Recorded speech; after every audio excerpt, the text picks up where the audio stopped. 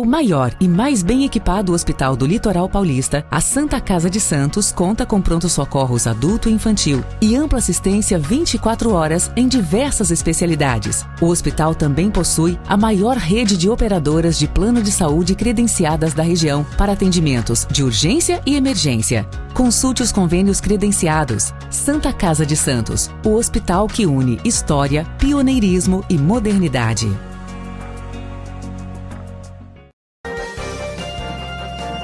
Começa agora Jornal em Foque. Apoio Santa Casa de Santos, cada dia mais completa.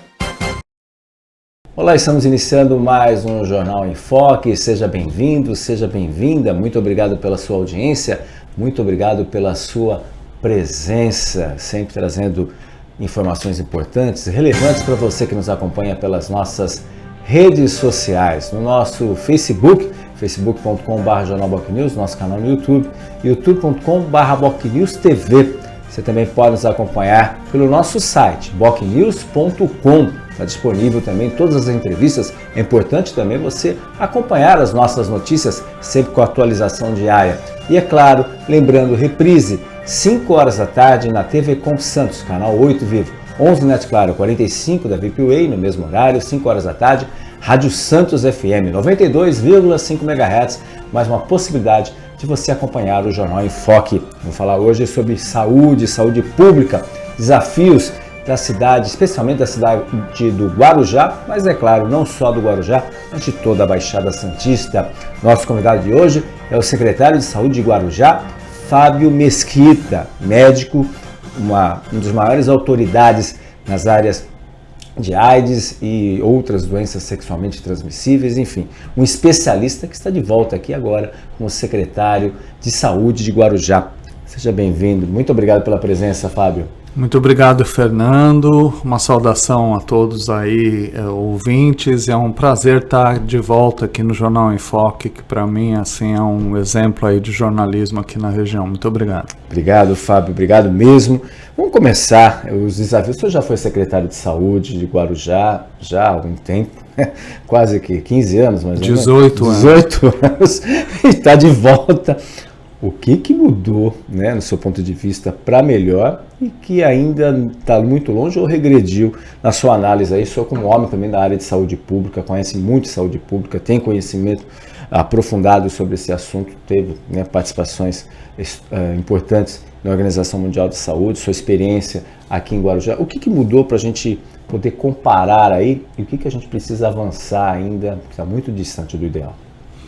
Fernando, 18 anos atrás eu fui secretário também com o prefeito Farid, né, que me convidou dessa vez para voltar, primeiro como secretário adjunto nos 3 primeiros meses desse ano, e depois o secretário Renato Fincati saiu para uma outra tarefa, que era a intervenção na empresa de ônibus municipal, e eu assumi a secretaria. E agora eu sou secretário há 3 meses, né? É uma situação muito diferente, né? Primeiro porque o Guarujá cresceu muito nesses 18 anos. Sim. O porto do Guarujá cresceu muito, aquela parte toda, e portanto, assim, muita coisa da economia. Mas assim, só para se ter uma ideia e fazer um comparativo, Santos tem mais ou menos 50% da população que depende do Sistema Único de Saúde. 50% da população de Santos tem seguro de saúde. Guarujá tem 80% da população que depende do Sistema Único de Saúde. Então, assim, o desafio é enorme sob a perspectiva de que você tem que ter serviços disponíveis para a população. E os serviços até que estão instalados na cidade, né? Cresceu muito em relação ao que era 18 anos atrás, tem serviços. Mas o que a gente encontrou, né, quando chegou nessa nova gestão? Primeiro, os serviços com um monte de problemas estruturais, né? Assim, de teto que está com chuva... A estrutura dos serviços muito ruim, né? E sem nenhum tipo de manutenção, sem nenhum tipo de reforma, sem nenhum tipo de atualização. Então, vamos dizer, os primeiros meses, assim, muito se perdeu nisso. Inclusive, por exemplo, sem ar-condicionado para a população, naquele verão forte que nós tivemos no início do ano. Foi o epicentro de tudo, exatamente. Né? Noticiário internacional, inclusive. Exatamente. Né? Então, assim, a gente pegou desafios enormes, assim, nessa chegada. Uma outra coisa que chamou muita atenção foi a falta de recursos humanos, né? Então, você tem uma mistura de saúde grande, tem unidades de pronto-socorro, você tem unidades de especialidade, tem unidades básicas de saúde, são 21 unidades básicas, mas você não tinha recursos humanos. Só para você ter uma ideia, a gente teve que abrir um processo seletivo emergencial para contratar 1.090 pessoas. Nossa. Só para a saúde. Nossa, 1.090. Porque faltava, não tinha, assim, pessoas básicas, por exemplo, quando a gente assumiu, nós tivemos que fechar em algumas unidades de saúde de farmácia, porque não tinha farmacêutico para trabalhar, ou não tinha um auxiliar de farmácia para segurar a farmácia. O pessoal de plantão e etc e tal, faltava atendente de enfermagem, auxiliar de enfermagem, enfermeiro. A engrenagem não funcionava. Tudo. Né, dentista, auxiliar de odontologia. Você imaginava que encontrava uma situação Nós ficamos muito impressionados com isso. Então, você imagina, ainda mais vindo de um médico que era o prefeito anterior. Exatamente, isso aqui chamou a atenção, né? Então, assim, você ter que abrir uma chamada de 1.090 pessoas, porque não tinha essas pessoas que seria o essencial para trabalhar, e você sabe que toda a burocracia isso que eu ia falar, que existe para conseguir fazer isso, etc., a gente está chamando os primeiros 200 nesse sábado, né, que a gente vai começar a aliviar, vamos dizer assim, essa pressão. Faltava pessoal administrativo, faltava tudo. Mas eles são concursados? Não, esse pessoal... É um concurso, é concurso, só que é um concurso temporário. Eles vão ser contratados por um período de 2 anos, até que no final desse ano a gente consiga abrir um concurso definitivo. Só que a gente só teria orçamento para funcionário público, concursado, etc., para o ano que vem, porque esse orçamento não fomos nós que fizemos. Exatamente. Né? Então, assim, nós chamamos emergencial agora, e aí no final do ano a gente abre um concurso público mesmo para chamar pessoas. No momento ainda tem esse déficit. E ainda tem, e a gente está começando a chamar nesse sábado, sábado passado, exatamente, né? Exatamente. Que a gente fez a primeira chamada essa semana, que as pessoas vão aparecer. Todos os exames, ou já está tudo, esse pessoal já está... Não, eles têm que chegar, trazer documento, trazer exame médico, mais um mês, pelo menos. Mas são 15 dias de prazo, mas assim, daqui 15 dias a gente vai começar a resolver, a melhorar, né? Porque assim, resolver mesmo só nos próximos meses, né? Porque a gente não consegue chamar todo mundo de uma vez, não tem nem estrutura de recursos humanos para isso, né? Mas a gente vai colocar em ordem, essa é vamos dizer, o que o prefeito Farid apresentou na campanha, colocou como proposta e etc. no campo da saúde, a gente vai cumprir. Por exemplo, aí ano que vem, sim, um concurso mesmo. Exatamente. Que aí ampliando, obviamente... E daí você mantém essas pessoas. Porque qual é o problema do... Essas pessoas que já estão nessa fase, têm alguma chance já para o concurso ou é uma outra situação? Eles vão ter que concorrer de novo. Concorrer novamente. Mas só para se ter uma ideia, quando você chama um processo seletivo desse tipo, você tem um investimento grande de treinamento, capacitação, etc. e tal... E daqui 2 anos a pessoa vai embora. Então, por isso que a gente está também abrindo o concurso, para manter esse pessoal, para ter uma equipe de saúde permanente que dê conta do tamanho da cidade, de 80% da população dependendo do SUS, etc. No dia 30 do mês passado, que foi o aniversário da cidade, a gente deu um passo assim importante também, porque você sabe, assim, eu acho que esse é o comentário nacional, o ministro Padilha fala disso de manhã, tarde e noite. O grande desafio do SUS hoje é a fila de especialidades. Sim. Não é mais atenção básica, não é mais emergência, né? Mas são as especialidades. E a pandemia, né, doutor, contribuiu muito. Exato, a pessoa é encaminhada para um cardiologista, encaminhada para um pneumologista, encaminhada para um otorrino, encaminhada para um ortopedista, enfim, ela não tem esses médicos, não tem. Então tem filas de tudo isso. Algumas das filas são escandalosas, né? Quando a gente chegou, a gente ficou chocado, assim, com o tamanho da fila. Hoje lá em Guarujá, só para ter uma ideia, que o cidadão se depara. Só para ter uma ideia, por exemplo, para um exame como colonoscopia, que é um exame de prevenção, sim, super importante, 2 anos a fila. 2 anos. Então, assim, são coisas de 2 anos, se a pessoa tiver um câncer, esse foi a indicação do exame, morreu. Né? Então, assim, essas coisas que assim, a gente está agora tentando resolver. E o que a gente fez? A gente pegou um ambulatório que tinha uma estrutura montada, mas completamente desequipada, que era um ambulatório de especialidades. Ele é grande, funciona já, atende cerca de 7.500 pessoas por mês, e a gente conseguiu fazer uma grande ampliação, equipar essa ampliação, colocar ar-condicionado, equipamento, etc. E agora a gente vai conseguir atender 10.000 pessoas por mês. Isso já a partir de julho? Isso já, imediatamente. Imediatamente. Porque assim, a gente no dia 30 inaugurou, no dia 30 de junho. Tá, né? Certo, no aniversário. No aniversário da cidade. E agora com essa mão de obra começando. Exatamente, então, a gente vai dar conta. Nas próximas semanas a gente já... As pessoas já começarem a ver que está mudando. Que vai mudar. E aí aí a gente está fazendo novos convênios para exames, para garantir que a colonoscopia seja rápida, a gente está tentando reativar uma estrutura de cirurgias ortopédicas. A fila de cirurgia ortopédica, gente, pode parecer inacreditável, mas era de 8 anos. 8 anos? 8 anos, uma fila para a pessoa ter uma cirurgia ortopédica. Qual era o principal problema? A tabela do SUS é muito baixa, esse é um grande problema, principalmente para pagar as próteses, né? E aí as pessoas não queriam fazer a cirurgia, né? Que os serviços que fazem cirurgia não queriam porque não compensava. Agora o ministro Padilha aumentou a tabela do SUS, tem um preço diferencial na prótese, mas a gente também conseguiu algumas emendas parlamentares, algumas estruturas para acabar com essa fila.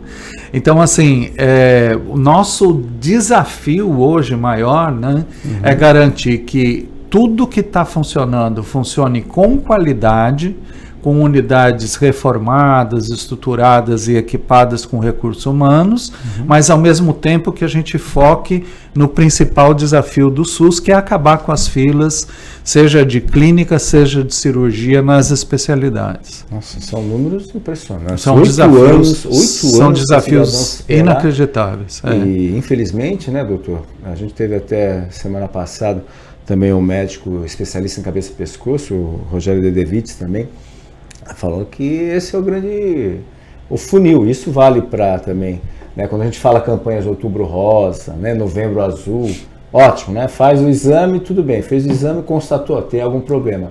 E aí? Exatamente. Quem tem plano de saúde ainda tem alguns mecanismos de uma certa, ou quem tem condições de pagar.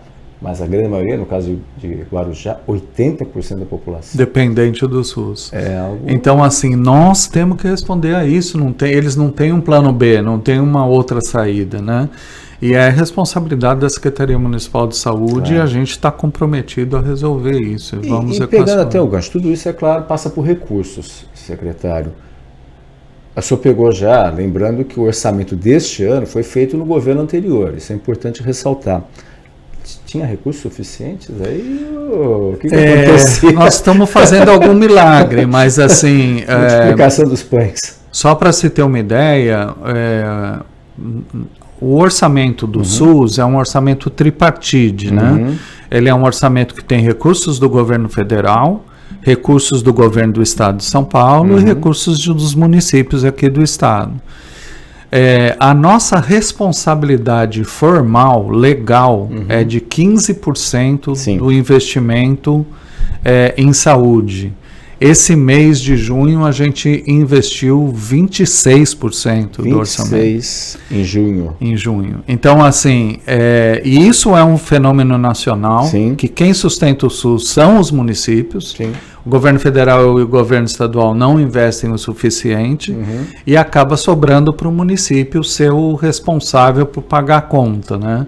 E a gente está segurando a onda por enquanto, mas é claro, o orçamento é limitado, é um problema, é um orçamento que não foi o prefeito atual que fez, veio da gestão passada e tem esses limites, e a gente está lá tentando fazer o possível para atender todas as demandas, né? E a gente está fazendo parcerias com as universidades locais, parceria com a iniciativa privada, chorando lá para o ministro Padilha, que foi meu chefe no passado, para mandar um pouco mais dinheiro, conversando lá com o Eleusis, que é o secretário estadual de saúde, enfim, nós não estamos dando folga para ninguém para conseguir fazer esse orçamento funcionar. E emendas parlamentares que vieram também e que certamente vão ajudar. E, obviamente, a Câmara já recebeu a LOA, né, a lei orçamentária. Claro que o orçamento em si vai ser aprovado agora no segundo semestre, mas já tem uma perspectiva de aumento, incremento aí do orçamento para o próximo ano, que aí sim, já tendo um cenário, já tendo uma visão, fica melhor aí nesse aspecto aí também, pelo menos para poder colocar a casa em ordem, né? Porque o senhor falou 1.090 pessoas que vão ser chamadas, que vão ter que ser incorporadas, porque essas pessoas simplesmente são vagas que tinham. Sim. Não sei. Nós estamos em plena discussão do orçamento, né, preparando não só o plano plurianual dos próximos 5 anos para o município como um todo, mas também para a saúde, né? Então a gente está contribuindo no plano plurianual do município, ao mesmo tempo fazendo da saúde. Todos eles têm um prazo do final de agosto para entregar, e a gente está em pleno trabalho aí de definir um orçamento melhor, mais tranquilo, que a gente possa funcionar com mais estrutura para poder dar conta do recado. Exatamente. A ideia é a participação, hoje no orçamento em termos percentuais, hoje representa quanto? Então, como eu falei, 26%. Mas dentro do orçamento como um todo? Dentro do orçamento como um todo, a gente está trabalhando com a ideia de chegar perto dos 15%, mas também há um incremento no orçamento, propriamente dito, assim, né? Claro. Teve refis, teve algumas iniciativas assim, que a gente também está trabalhando para o orçamento da cidade como um todo crescer, e por isso a gente tem uma porcentagem que seja razoável para o campo da saúde. E até pegando um gancho, isso é uma reclamação, isso foi até colocado para o ministro Padilha, eu não me lembro exatamente quem que a gente entrevistou, mas foi colocado também, ele colocou com bons olhos, que o senhor falou da gestão tripartite, não sei se também com o secretário Eleusis também, a respeito dos municípios litorâneos, que a gente não pode comparar quando temos a temporada, e o Guarujá é uma das cidades, assim como Praia Grande, Santos, São Vicente, enfim, a população duplica, triplica. E boa parte dessa população não deve ser muito diferente, que vai usar o SUS, né? E aí você tem a população em si para ser atendida, e você tem uma gama enorme de pessoas que não são da cidade, mas é porta aberta, né? O SUS, como é que funciona isso? Essa discussão aí, como tem a Operação Verão na segurança, como é que está a Operação Verão também na área da saúde? Alguma coisa nesse sentido? É exatamente isso, Fernando. Inclusive a gente está usando essa denominação. Ah, é? Coincidência, não sabia. Na reunião passada que a gente teve da Comissão Intergestora Regional, nós fomos quem sediou a reunião foi no Guarujá, com os 9 municípios da região e com a Diretoria Regional de Saúde, né? Foi em junho, final de junho, e na pauta a gente incluiu para a próxima pauta uma discussão exatamente sobre esse tópico, né? Porque assim é desleal, né? Assim, porque a gente recebe população do estado inteiro, às vezes de outros estados, e não tem nenhum tipo de adicional até por do isso. Exterior, no caso Guarujá, até do exterior. Até do exterior. E a gente não tem nenhum tipo de adicional por isso. É como se a gente tivesse que trabalhar com o mesmo orçamento, com a mesma equipe, com a mesma estrutura, sendo que a gente tem que aumentar a hora extra de funcionário, tem que aumentar um monte de coisa, e não recebe nada por isso. Então, assim, é muito desleal. Ainda ganha. Às vezes um muito obrigado, às vezes nem isso. Às vezes ainda uma reclamação porque demorou na fila, né? Assim, a fila demorou porque tem só 4 vezes mais gente do que normalmente tinha. Chega a esse número, doutor? 4 vezes? 3, 4 vezes mais do que a população que tinha. Também, claro. Então, assim, por isso que a gente está falando exatamente sobre isso. Nós estamos chamando carinhosamente de Operação Verão da Saúde. Quando vai ser essa reunião? A reunião é esse mês agora, de julho. Deve ser mais para o final do mês, normalmente é na última quinta-feira do mês.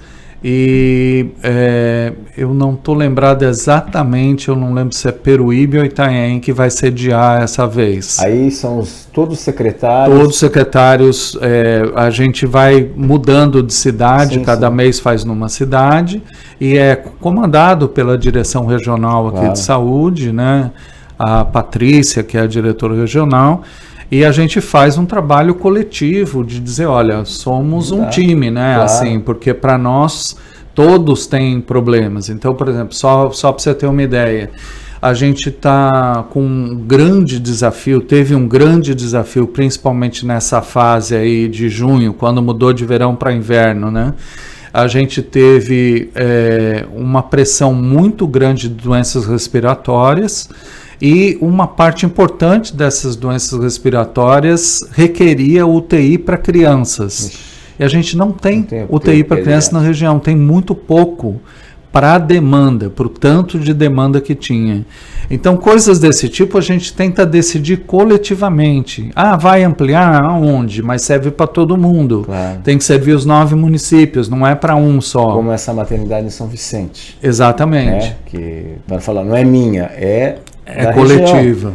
Esse é o grande desafio, né? Não, e todos nós, tem o Hospital Santa Mara no Guarujá, atende todo mundo, aquele Hospital Emílio Ribas de infectologia, que é do estado, atende todo mundo, no Guarujá. Sim. A gente tem o Hospital de Praia Grande, da Irmã Dulce, que atende todo mundo. Então, assim, não tem essa história mais de a gente ficar assim pensando, não, isso aqui é de Santos, só atende Santos, isso aqui é de Praia Grande, só atende Praia Grande. Então a gente está tentando, claro, né, cada um de nós, secretário, tem uma responsabilidade sobre seus munícipes, mas também tem essa noção de que o financiamento vem para a região, não vem só para o município. Exatamente, até numa outra ocasião que o senhor ainda não era o secretário, era adjunto, a gente até comentou sobre isso. Assim como dentro dessa proposta que o senhor colocou aí da Operação Verão da Saúde, que é tão cristalino, que eu acho que qualquer político aí que tenha noção, fala assim, olha, não dá para a gente ignorar essa realidade. Também a respeito de, porque fazer um consórcio, como já acontece, se não me engano, no Vale do Ribeira também, dos municípios, porque alguns medicamentos, eles são iguais para todos, né? Que diabetes, hipertensão, que tem que oferecer muitas vezes, e outros equipamentos, mas a maioria das vezes são meio padronizados, calculo eu, das secretarias, não tem muita diferença aí nesse sentido. Há uma discussão também, junto com esse conselho do coisa, para tentar fazer compras coletivas para poder baratear preço. É possível isso daí, ou você acha que ainda é muito distante essa realidade, diante do cenário que a gente tem metropolitano? Eu acho que a gente precisaria ir mais longe para chegar nesse ponto, né? Eu acho que está muito associado àquela entidade que reúne os prefeitos da região, né? Com uma decisão mais coletiva e tal. Mas é claro que há uma possibilidade, mas a gente ainda não entrou nessa pauta de discussão. Não chegou nesse ponto que, aliás, a gente pede, que é importante, tanto o Condesb, né? E a gente tirar um pouquinho a vaidade de lado de alguns prefeitos, que é minha, é aquilo, né? A gente teve, até na eleição agora do Condesb desse ano, tivemos aí um pouco de fogueira das vaidades Condesb, e as pessoas vivem numa região metropolitana, de fato, de direito, né? E algumas pessoas falam, não, isso é meu, isso é seu, não. O cidadão, ele sai daqui, vai para o Guarujá, ou vice-versa. Aqui Guarujá é mais ligado por causa de Betioga, por causa ainda quando tiver o túnel, a realidade vai ser bem diferente em relação a isso. E é claro, essa é uma outra preocupação também, que vai ser uma nova demanda, uma nova realidade nesse sentido. Mas a gente vai falar sobre esse assunto depois de um rápido intervalo comercial, aqui com o nosso convidado, o médico e secretário de Saúde de Guarujá, nosso amigo também, palmeirense aqui também, Fábio Mesquita. Estamos apresentando o Jornal em Foque.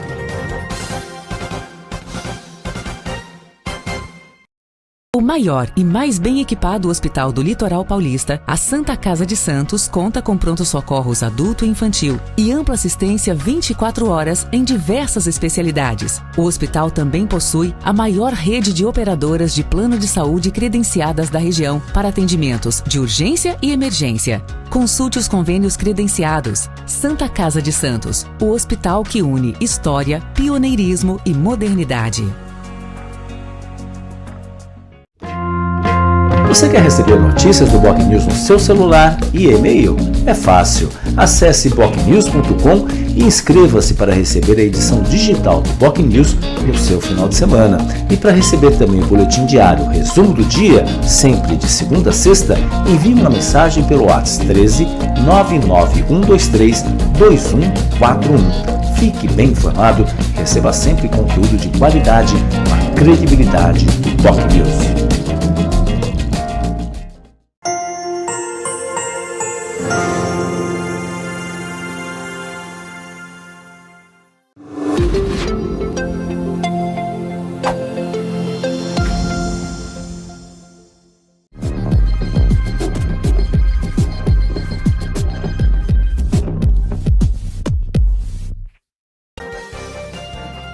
Voltamos a apresentar Jornal em Foco.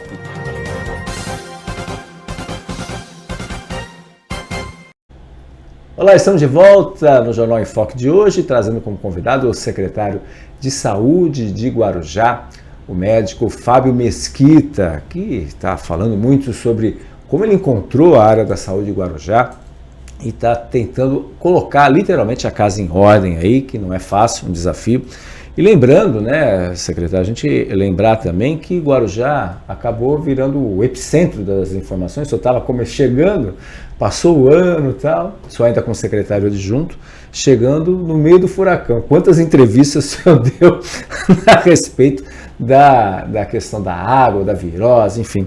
O que está sendo feito também, não sei se junto com a Sabesp, enfim, que conclusão, que é importante, passou, agora é mais fácil a gente ter uma análise mais...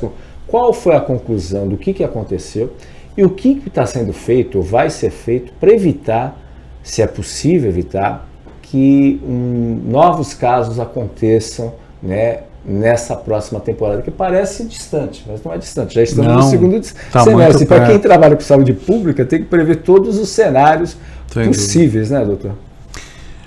Fernando, essa pergunta é muito importante porque, assim, eu costumo dizer, eu estou trabalhando com esse espírito, né? Eu vim da OMS, trabalhei 12 anos na organização. E a organização, ela foi, nesses 12 anos, mudando também prioridades, né? Quando eu cheguei na organização, a prioridade, por que ela foi criada, etc., estava muito mais associada a doenças que poderiam ser disseminadas no mundo todo, e por isso que existia a Organização Mundial da Saúde para evitar as doenças transmissíveis, né? Aí passou um tempo, se percebeu que as principais causas de mortalidade que existiam eram as doenças não transmissíveis, né? As pessoas estavam morrendo de doença cardiovascular, de AVC, infarto, tava morrendo, né? Então, assim, diabetes, etc. Então, passou a ter um foco muito importante nessa área. Quando veio a pandemia, de novo, era uma doença infecto-contagiosa, com capacidade de disseminação. A gente tinha enfrentado, quando eu estava na OMS, H1N1, que também foi uma disseminação global, etc. E foi uma experiência incrível. Só que o que a OMS organizou e colocou como prioritário depois da pandemia de Covid-19, né? Foi uma área só de preparação. O que é uma área de preparação? Se preparar para a próxima. É não deixar que aconteça a próxima. E aí o Tedros, né, que é o nosso secretário-geral, ele sempre fala isso. Ele fala assim, olha, não é uma questão de se vai ter, é uma questão de quando vai ter. E nesse caso concreto, a gente sabe que pode ter uma outra crise semelhante à de norovirose que nós tivemos, porque teve, isso me deixou chocado quando eu cheguei, porque eu estava afastado há muito tempo, assim, do Brasil, né, tinha recém-chegado, E aí eu cheguei e falei, nossa, uma crise desse tipo, tal, que coisa. Já passado a fase da Covid em outro país, enfim. E aí, por exemplo, para mim, né, algumas coisas eram completamente óbvias e a gente tomou essas atitudes. Por exemplo, a primeira coisa que eu quis saber é o que estava causando aquela crise. Então a gente pediu para o Adolfo Lutz um exame dos 9 municípios da região, só Praia Grande e Guarujá pediram isso. E veio aí entra a questão metropolitana. Exato, e veio o resultado que era a norovirose. E aí você tem uma estratégia que é relacionada àquele tipo de vírus. Claro. Então você sabe que vai ter que combater aquilo. E aí a gente passou a combater, só que a crise, o surto já estava colocado, já estava instalado e já estava disseminando. Então, nesse caso, usando esse conceito da OMS, que é se preparar para a próxima, a gente já está se preparando para não deixar acontecer, ou pelo menos minimizar muito o acontecimento do que vem aí agora na próxima temporada. Que será inevitável, o risco é inevitável. É inevitável, só que nós já montamos um time que só está pensando nisso. E imediatamente a gente fez isso, quando tinha norovirose, imediatamente a gente fez isso para dengue. Né? Porque a dengue a gente já sabia que viria, a gente já sabia qual era o tempo. Os indicadores já mostravam. Não, e qual era a época do ano que viria, né? É uma doença sazonal, a gente sabia que viria. Fizemos toda a preparação da dengue.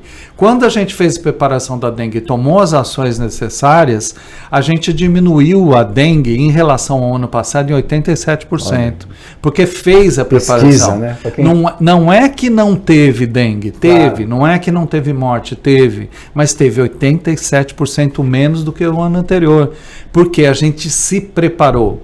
Então é isso que eu estou falando, preparação é tudo, a gente sabe que vem essas doenças, a gente sabe que vão acontecer em determinadas épocas do ano, a nossa obrigação é se preparar, não é esperar para correr atrás para apagar o incêndio, nós não somos corpo de bombeiro, né? A gente vai ter que fazer a prevenção. Então é isso que a gente está focando agora para não acontecer de novo essa crise na próxima temporada. E quais ações já estão sendo tomadas? É claro, isso passa por recursos, passa por uma série de questões. Quais ações estão sendo tomadas aí nesse A primeira ação, assim, e é uma coisa fundamental e super importante, a gente está fazendo um trabalho junto aos ambulantes. Né? Porque assim, nós tivemos que fazer, depois que a crise começou e que a gente viu que era norovírus, nós fizemos apreensão de gelo, apreensão de comida, apreensão Identificou muita coisa errada. Muita coisa. Né? Então, assim, agora a gente está fazendo um processo de educação continuada dos ambulantes e um processo de fiscalização preparado para não deixar gelo estragado, comida estragada, coisa assim, circular na população. Estamos conversando com a Sabesp para ver áreas onde tem a água possa estar eventualmente com algum risco de contaminação. Enfim, a gente está conversando com todas as possibilidades para evitar qualquer tipo de problema. Né? E temos tido assim, uma resposta muito boa, tanto dos ambulantes quanto da Sabesp. Claro. Todo mundo está trabalhando junto para evitar qualquer tipo de problema. De novo, a gente não está dizendo aqui que vai ter zero, claro. Mas a gente está dizendo aqui que vai minimizar muito em relação ao que aconteceu no ano passado. É importante o que o secretário falou, que todos os municípios façam o mesmo, né? Que é importante, porque só Guarujá e Praia Grande tiveram a preocupação de encaminhar o pedido para o Adolfo Lutz, e é claro, é o ônus também. Parece que a doença só tinha em Guarujá e Praia Grande, né, doutor? Também tem isso também, né? Eu cheguei a falar isso em várias entrevistas, Fernando, porque isso chamou a atenção, né? Porque parecia... Não, e a doença estava em toda a Baixada Santista, estava no litoral norte, estava no nordeste do país, em várias cidades, no sul do país, no Paraná, Santa Catarina, mas parecia que só existia o Guarujá. Só parecia, né? E de qualquer maneira, assim, nós fizemos a nossa parte, estamos nos preparando para a próxima, mas assim, a gente tinha uma noção nítida de que o problema não era só a gente, não, era um problema geral de vários lugares, mas chamou a atenção o Guarujá. Né? Isso me lembra, o senhor sabe muito bem, o senhor vivenciou isso, quando o Santos passou a enfrentar a questão da AIDS, e o senhor estava à frente também, tem um papel importantíssimo nesse aspecto, né? Para quem não conhece, dá um Google aí, quem não conhece o Dr. Fábio Mesquita, só conhecer um pouquinho da história dele, né, das maiores autoridades sobre o assunto, e parecia que a AIDS só estava em Santos. Isso. Também, né? Chegamos a ser chamado na época de capital da AIDS. Capital, né, da AIDS, que parecia que só Santos tinha AIDS, É. Era uma coisa impressionante. Os mais novos não vão lembrar isso, mas alguns que estão mais cabelos brancos ou sem cabelos, né, vão lembrar desse fato, né, e é exatamente isso. Ou quem abre espaço e publica, enfrenta o problema, publica, faz diagnóstico, exatamente, corre atrás e vai para equacionar o problema, né? E Santos, que na época era chamado de capital da AIDS, virou um exemplo de como responder à epidemia de AIDS para o Brasil inteiro e para o mundo. Né? Essa troca de seringas, quanto conservadorismo e quantas questões você enfrentou pessoalmente em relação a isso, né? Sem que dúvida. Se mostrou depois para o mundo todo aí que era o caminho correto, né? Enfim, muito polêmica, nossa, reportagem na época, dá uma pesquisada aí, quem tem interesse, dá uma pesquisada, inclusive os jovens médicos também, que é importante também, os jovens médicos terem também um pouco desse conhecimento aqui, aproveitar a experiência dos mais experientes, né? Eu sempre digo que as minhas 3 passagens pelo Ministério da Saúde no Brasil, né? E os meus 12 anos na OMS, tudo isso foi resultado do excelente trabalho que foi feito aqui em Santos. Exatamente, perfeito mesmo. Doutor, um outro desafio também em Guarujá é a questão da mortalidade infantil, né? Eu acho que talvez seja um dos calcanhares de Aquiles aí também do município, que depende de N fatores, mas dá para identificar quais são os problemas a respeito dos testes que as mulheres fazem, se elas fazem pré-natal, é um problema sério, como vocês estão tentando aí atrair essas mulheres, muitas vezes jovens, adolescentes, muitas vezes, a questão maternidade infantil deve ser muito frequente em Guarujá também, os números mostram indicadores nesse sentido.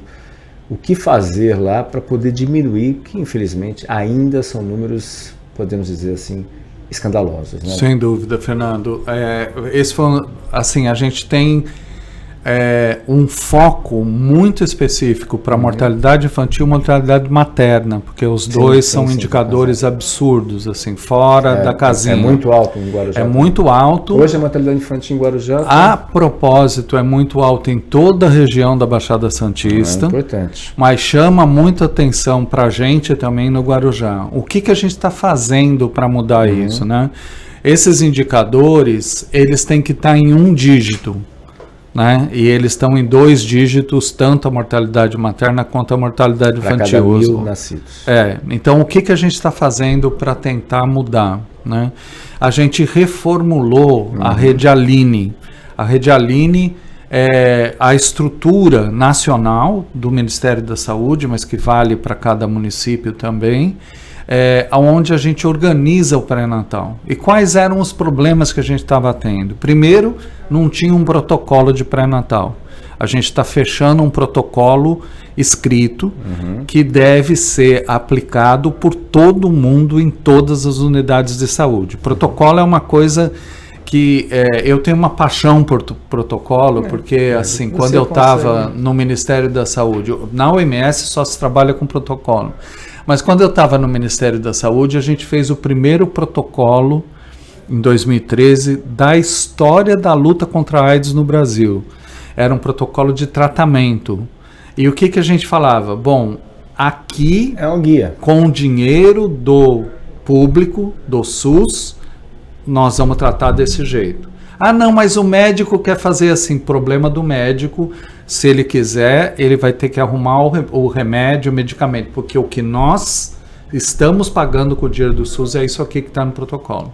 E o protocolo vai funcionar. Esses são os exames, esses são os medicamentos, essas são as coisas. Essa história de autonomia médica é uma coisa para a iniciativa privada. Dentro do serviço público, você tem que ter uma norma. Sim. Né? Então, estamos trabalhando um protocolo. Depois a cobrança vem do gestor público. E a cobrança vem do gestor público, exatamente. Né? O promotor vem em cima de mim, do meu CPF. Exatamente. Então, assim, a gente vai trabalhar com esse protocolo que está sendo finalizado.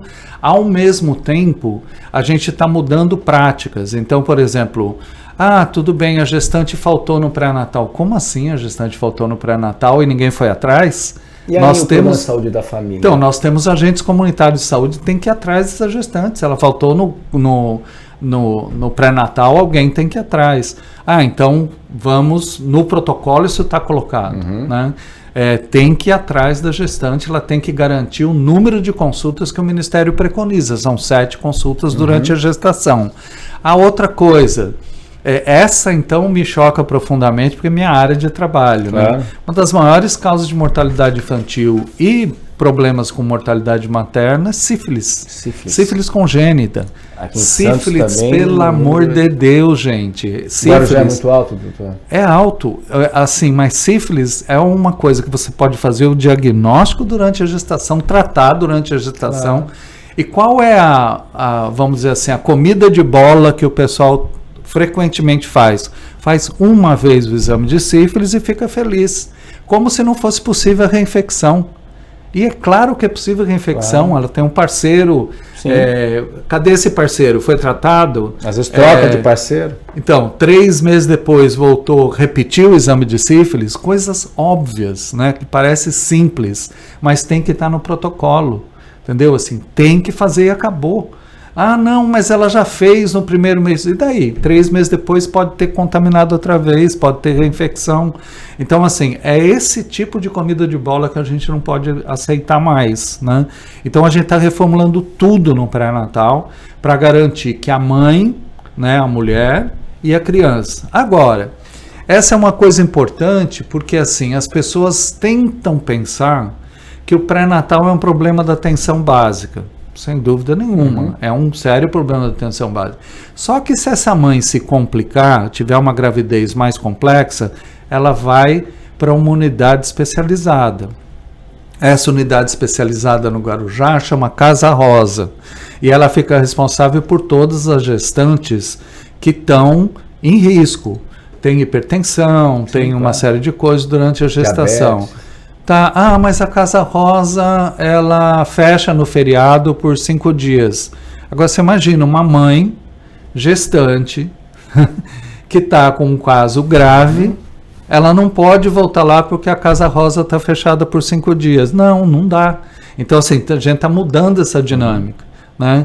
E aí ela vai funcionar. E aí ela chega no Hospital Santo Amaro, que é o momento do parto. Sim. Ou às vezes ela vai direto para a emergência do Hospital Santo Amaro e o atendimento lá a gente não fiscaliza, a gente paga, nós damos o dinheiro, é do SUS, é uma entidade beneficente. Mas ela recebe dinheiro do SUS, 0 fiscalização da nossa parte. Então, assim, como é que faz isso? A prefeitura repassa também recursos? Todo o dinheiro vem da prefeitura, do estado e da União. Mas é sob minha responsabilidade, eu, secretário de saúde e minha equipe. Então, assim, não tem essa história que o hospital é beneficente privado e a gente não tem que fiscalizar. Ao contrário, a gente tem que fiscalizar porque aquilo é um pedaço, o dinheiro público é um pedaço de toda a história do pré-natal. A gestante pode morrer por erro da atenção básica, por erro da atenção especializada e por erro do hospital. Sim. A criança pode morrer por erro da atenção básica, por erro da atenção especializada e por erro do hospital. Então, quando a gente fala da Rede Aline, nós estamos falando de tudo isso. Nós não estamos falando só, atenção básica que não funciona. É fácil fazer esse discurso, mas está errado. Sim, claro. Está errado. O discurso nós precisamos cuidar do dia que a mulher engravidou até o fim. E a gente tem lá uma política bastante importante, que agora a gente está expandindo, que é uma política de fornecer um mecanismo para adolescentes de prevenção de gravidez, que é o Implanon. Né? A gente está oferecendo Implanon para adolescentes. Implanon.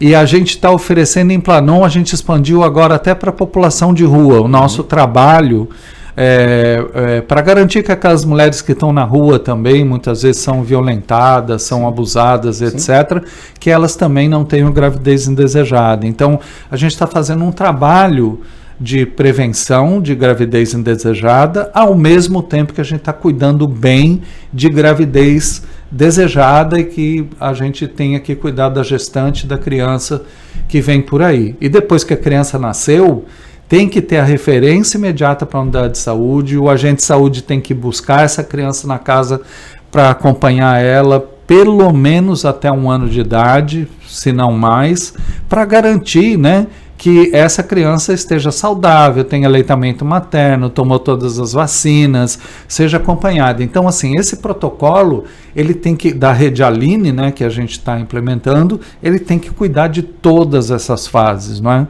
E tem que cuidar da mãe, tem que cuidar da criança. Essas são questões prioritárias. E aí, obviamente, os números tendem a cair, né? Se todo mundo fizer seu papel, né? Toda essa corrente fizer seu papel, os números tendem a cair. Secretário, a gente vai para um rápido intervalo comercial e voltamos já para o último bloco, passa muito rápido, para o último bloco aqui do Jornal em Foque. Estamos apresentando o Jornal em Foque.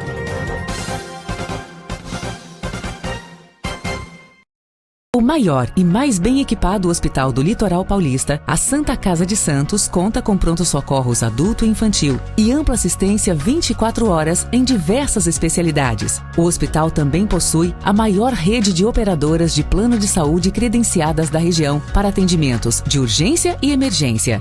Consulte os convênios credenciados. Santa Casa de Santos, o hospital que une história, pioneirismo e modernidade. Você quer receber notícias do Boc News no seu celular e e-mail? É fácil. Acesse bocnews.com e inscreva-se para receber a edição digital do Boc News no seu final de semana. E para receber também o boletim diário Resumo do Dia, sempre de segunda a sexta, envie uma mensagem pelo WhatsApp 13 99123 2141. Fique bem informado e receba sempre conteúdo de qualidade com a credibilidade do Boc News.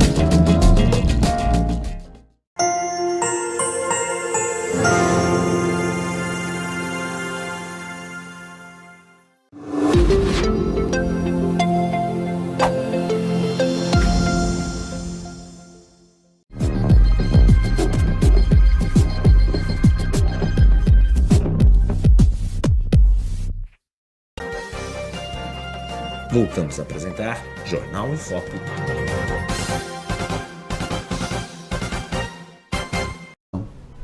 Olá, estamos de volta no último bloco do Jornal em Foque de hoje, trazendo como convidado o médico e secretário de Saúde de Guarujá, Fábio Mesquita. Está dando uma verdadeira aula aí da situação do município de Guarujá, que realmente os números que o secretário encontrou lá, inicialmente como secretário adjunto e mais recentemente como secretário, voltando depois de quase 20 anos ao cargo, a missão aí à frente da Prefeitura de Guarujá, são às vezes assustadores, infelizmente, mas todos os protocolos nesse aspecto.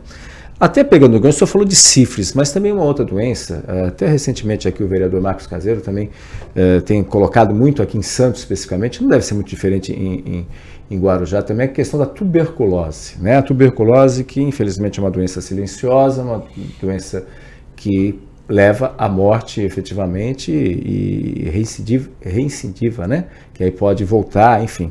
E às vezes a pessoa não leva a sério e aí volta com tudo, né? Como é que é lá em Guarujá especificamente? Isso não vale não só para Guarujá, mas para a região, porque ainda mais nesse período do ano, a gente tem temperaturas mais baixas, né? Infelizmente a gente sabe como é que as pessoas, muitas vezes lugares muito fechados, aqui em Santos a gente tem os cortiços que são, né, um verdadeiro polo aí de risco nesse sentido. Como é que é lá em Guarujá, secretário? É a mesma situação, Fernando, inclusive a gente tem na região como um todo, a gente tem os piores indicadores de tuberculose do Brasil, né? Não é uma coisa assim local, né? E claro que se você pegar a situação social do Guarujá, sim, ela ainda é pior do que a situação social de Santos, né? Até sim, como eu falei, até 38% da população vive em submoradias ou favelas. Então nessa situação, a gente tem um desafio enorme com a tuberculose e a gente está dando uma alta prioridade nesse tema, né? Nesse tema, a gente tomou algumas medidas assim que são importantes. Primeiro que tem uma parcela da população que acaba ficando resistente ao tratamento de primeira linha de tuberculose. ou porque abandonou o tratamento, ou porque parou, ou porque não sei o que lá. É um tratamento longo. É um tratamento longo, de pelo menos 6 meses, se a pessoa fizer direitinho, né? Pode ser até mais que isso. Mas o que acontece? Como a pessoa perdeu aquela possibilidade, é como resistência a antibiótico, né? Resistência aos medicamentos de tuberculose, ela tem que ter uma segunda linha, é um medicamento mais especializado, mais complexo, e até pouco tempo atrás, a pessoa tinha que atravessar o barquinho, vir aqui em Santos e pegar no AME a segunda linha de tuberculose. Então nós levamos para lá, foi uma das primeiras medidas assim, e a gente passa a distribuir no Guarujá a segunda linha. Então ainda que a pessoa tenha que se deslocar de um bairro para outro, tem um ambulatório nosso especializado que vai distribuir a segunda linha. E mesmo para a primeira linha, a gente está com algumas medidas, como por exemplo, a aprovação que saiu recentemente de um lanche que a gente vai fornecer para as pessoas voltarem para receber a medicação. Então, assim, nós vamos dar estímulo para a população para que não abandone o tratamento, né? E para que a gente possa acompanhar esse tratamento. Essa é uma técnica usada em vários lugares, né, no Brasil e no mundo, e que lá não estava sendo usada e que agora a gente está implementando um estímulo social, porque basicamente tuberculose é uma das doenças consideradas como uma das principais em termos de determinantes sociais, né? Dependendo de onde a pessoa mora, condição de vida, etc., tem muito a ver com a disseminação da doença, né? E também a gente vai fazer busca ativa de pessoas da mesma família, ou que moram no mesmo local, ou coisa desse tipo, das pessoas que já têm tuberculose, para ver e tentar achar pessoas que possam ainda ter a doença e estar disseminando na comunidade, né? E tuberculose é muito fácil de disseminar, né? É só você conviver com a pessoa. Uma pessoa pode disseminar para quantas pessoas? Para muitas. É infinito. Então, e às vezes mora num barraco. Exatamente, que tem 10 pessoas morando num lugar muito apertado. Se tiver uma pessoa com tuberculose, pode disseminar para todas.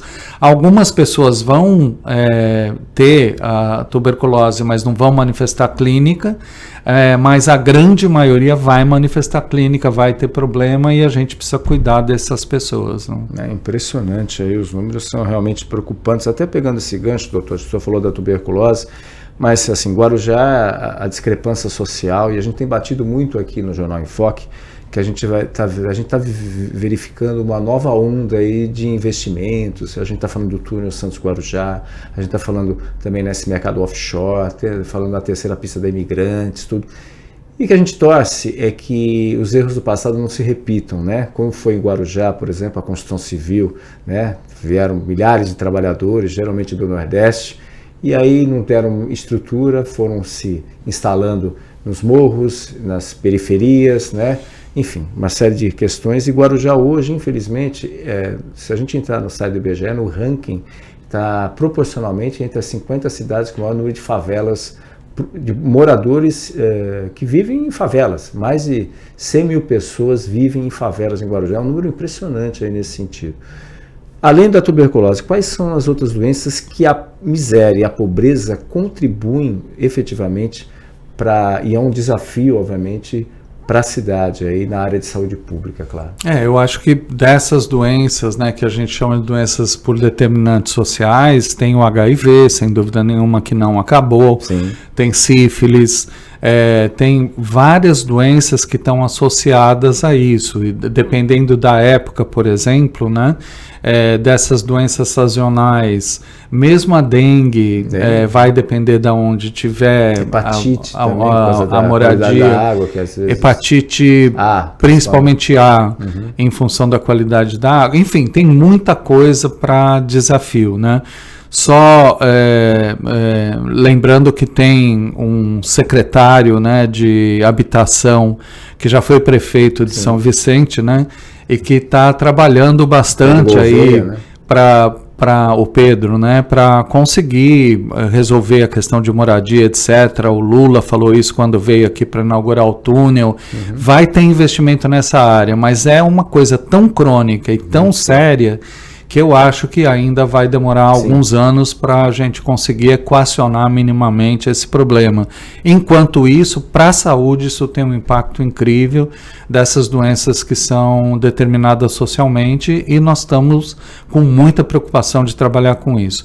Estamos conseguindo algumas parcerias interessantes, né, com entidades da sociedade civil, com a pastoral da Igreja Católica, a pastoral da criança, enfim, estamos trabalhando com várias frentes para chegar em lugares que às vezes a gente tem até dificuldade de chegar com a estrutura de saúde para conseguir cuidar das pessoas. Né?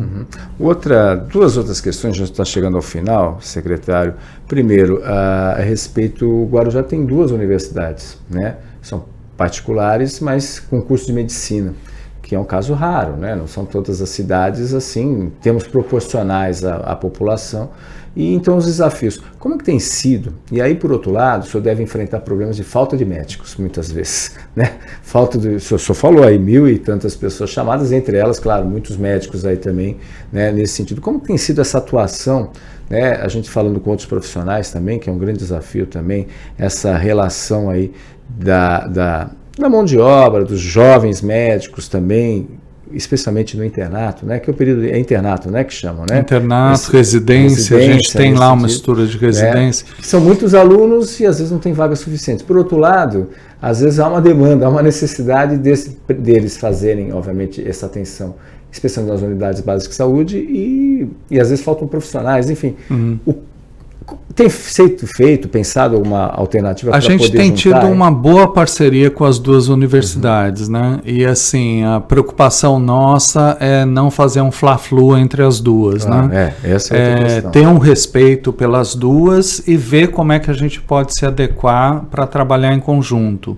Algumas frentes são importantes, por exemplo, tem lá uma UPA, né? Um pronto-socorro da Enseada, que todo o recurso e tal foi da UNAERP, né?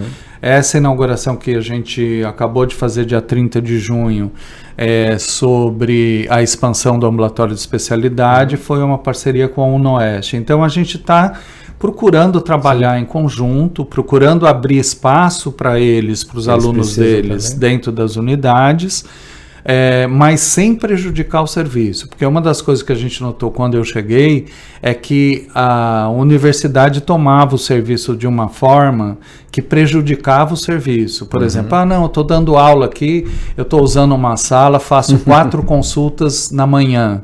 Tá, mas de manhã tem que fazer 20 consultas, não 4. Então, eu não posso cancelar a agenda da população para atender a formação universitária. Então, nós estamos fazendo acordos que são razoáveis para todo mundo, etc., e que não prejudiquem o serviço. Né?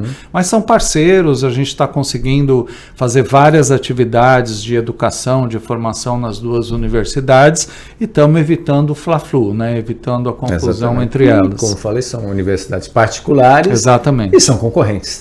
Faz parte do jogo. Cada uma vem de uma área do estado de São Paulo. Exatamente. Né? Extremos. Presidente Prudente uma, Ribeirão Preto a outra. Exatamente. Enfim, aí é só para... Mas é curioso isso daí, porque Guarujá acaba se destacando. Aliás, essa é uma outra discussão, né? A gente está às portas de ter uma 6ª universidade do curso de medicina, o 6º curso de medicina, e tem uma que está querendo duplicar, das atuais 100 vagas para 200. Não vão entrar muito. E curiosamente, assim, ainda nessa questão, demanda, assim, a gente está problemas de saúde, como é que consegue? Né? A gente está numa boa relação com mais médicos, né, do governo federal, e recebendo vários médicos, inclusive no começo de julho a gente passou a receber vários médicos.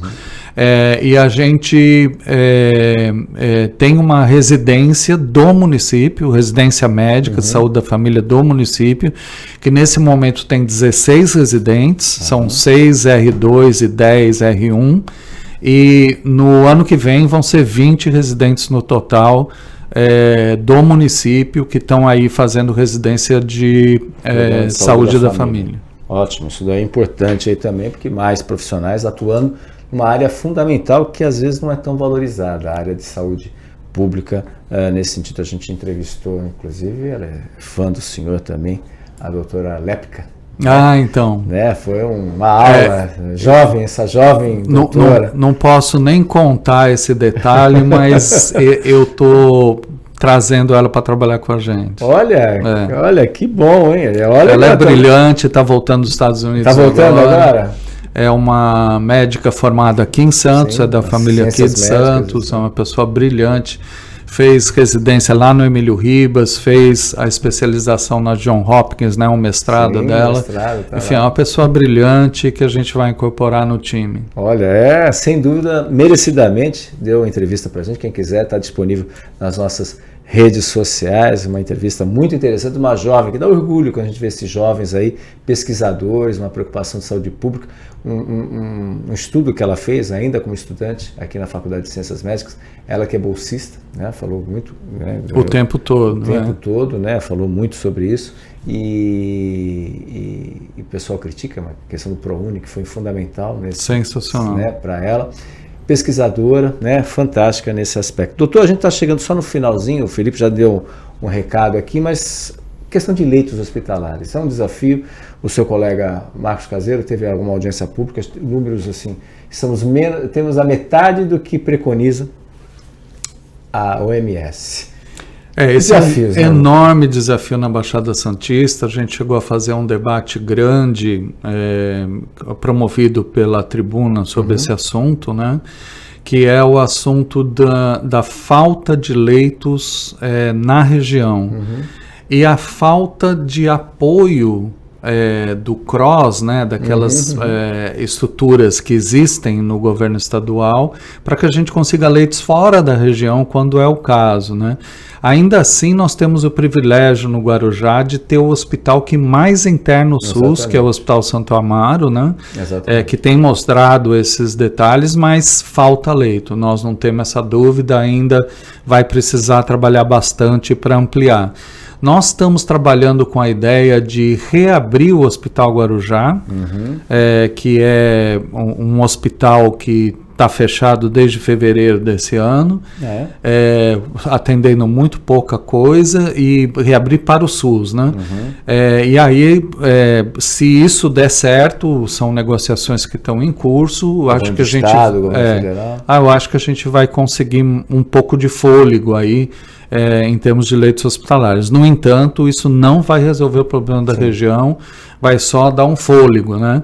Mas esse é um grande desafio, Fernando, sem dúvida nenhuma. Exatamente, aí nossas autoridades ficaram atentas, e é claro também, tanto o governo federal, o governo do estado aí, porque realmente a gente não está nem falando em período de temporada aí, que a situação fica ainda pior, né? Pior, e aí faltam leitos, é bem complexo. Secretário, eu quero agradecer muito sua presença, sua participação, seus esclarecimentos, como sempre, uma aula aí nesse sentido. Sucesso à frente dessa jornada de volta, né? Agora efetivamente como secretário, sucesso. Muito obrigado mesmo pela sua presença. Muito obrigado você, Fernando, por essa oportunidade. Um abraço a todo o pessoal aí que te acompanha, e a gente está junto sempre aí, né? Inclusive para o nosso Palmeiras. Exatamente.